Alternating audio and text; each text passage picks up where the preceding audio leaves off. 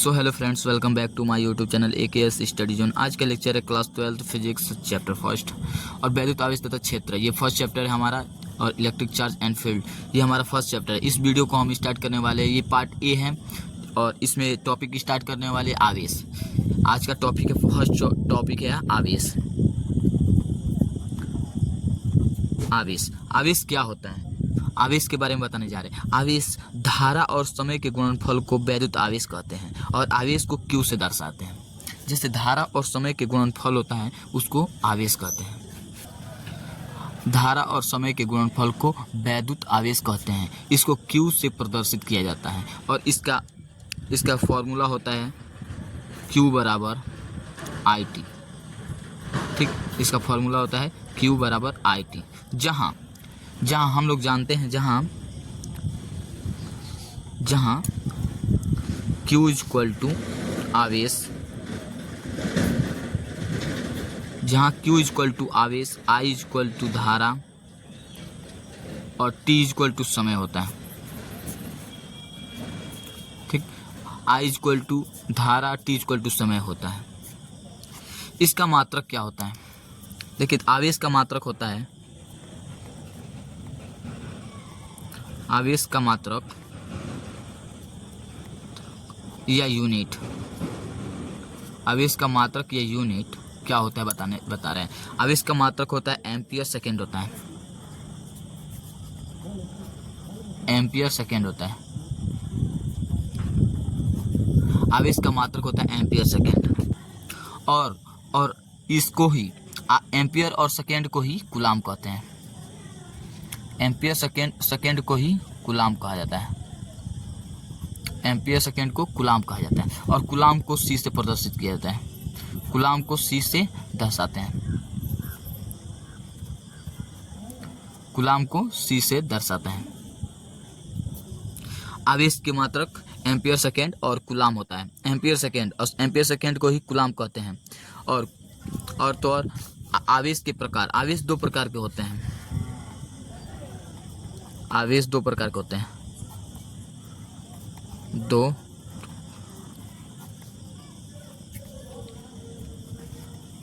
आवेश दो प्रकार के होते हैं। पहला है धनात्मक धनावेश और दूसरा होता है ऋणात्मक। ये दूसरा ऋण आवेश होता है। ठीक, दूसरा ऋण आवेश होता है। और तो और समान प्रकार के आवेश जो होंगे, समान प्रकार के आवेश होंगे उसमें प्रतिकर्षक और विपरीत प्रकार के आवेश होंगे उसमें आकर्षक का गुण होगा। जैसे नोट दिखा रहे हैं, जैसे प्लस आवेश हो, अगर प्लस आवेश हो तो प्रतिकर्षक होगा, रिपल्सिव होगा, और माइनस होगा फिर भी रिपल्सिव होगा, और प्लस माइनस हो तो आकर्षित, और माइनस प्लस हो तो भी आकर्षित होगा, मतलब अट्रैक्टिव होगा। ठीक, अब अगला टॉपिक है, तो इसके देखिए कैसे लिखते हैं। जब किसी आवेशित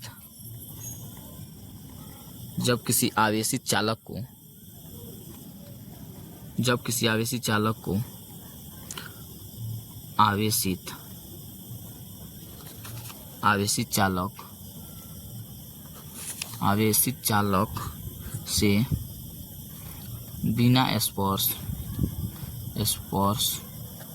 बिना स्पर्श कराए अनावेशित चालक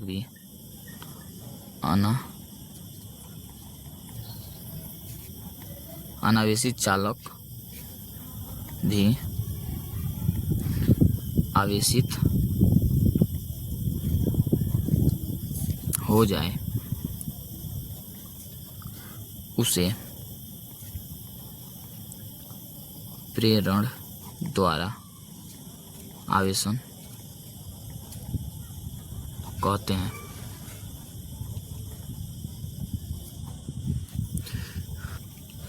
जब किसी आवेशित चालक को आवेशित चालक से बिना स्पर्श कराए जब किसी आवेशित चालक को अनावेशित चालक से बिना स्पर्श कराए अनावेशित चालक भी आवेशित हो जाए उसे प्रेरण द्वारा आवेशन कहते हैं। प्रेरण द्वारा आवेशन कहते हैं। आवेशन की प्रक्रिया इलेक्ट्रॉन द्वारा संपन्न होता है।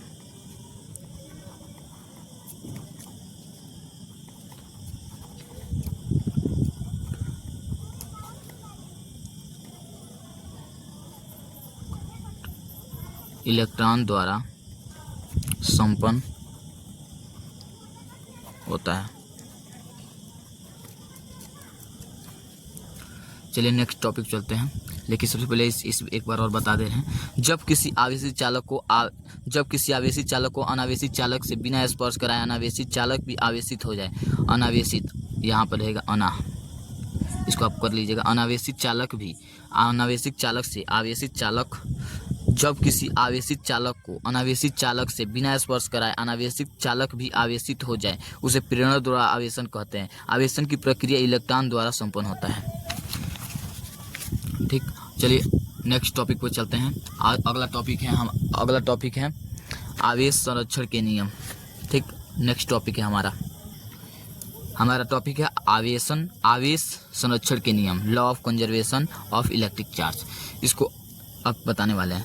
देखिए इससे क्या कहता है, आवेश को न तो उत्पन्न करता है और न ही नष्ट किया जा सकता है। इससे स्थान को एक दूसरे से स्थानांतरण किया जा सकता है। बस, न तो आवेश को उत्पन्न करता है न ही नष्ट करता है, केवल स्थान को एक दूसरे से चेंज करता है।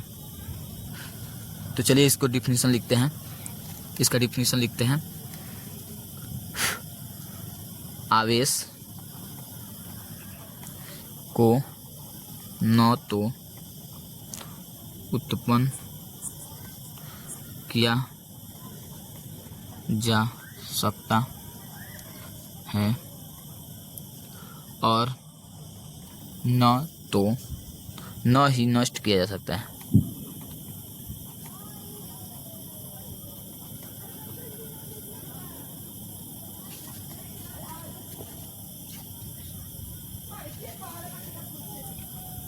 बस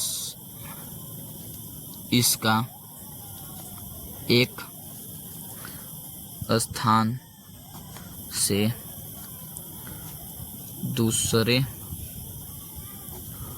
स्थान तक रूपांतरित किया जा सकता है, स्थानांतरण किया जा सकता है, स्थानांतरण किया जा सकता है। चलिए वीडियो को यहीं पर समाप्त करते हैं। वीडियो अच्छा लगा तो लाइक कमेंट एंड सब्सक्राइब करें। Thank you for watching my video. मिलते हैं अगला टॉपिक कूलॉम्स के लॉ, कूलॉम्स के नियम को। चलिए वीडियो को यहीं पर समाप्त करते हैं।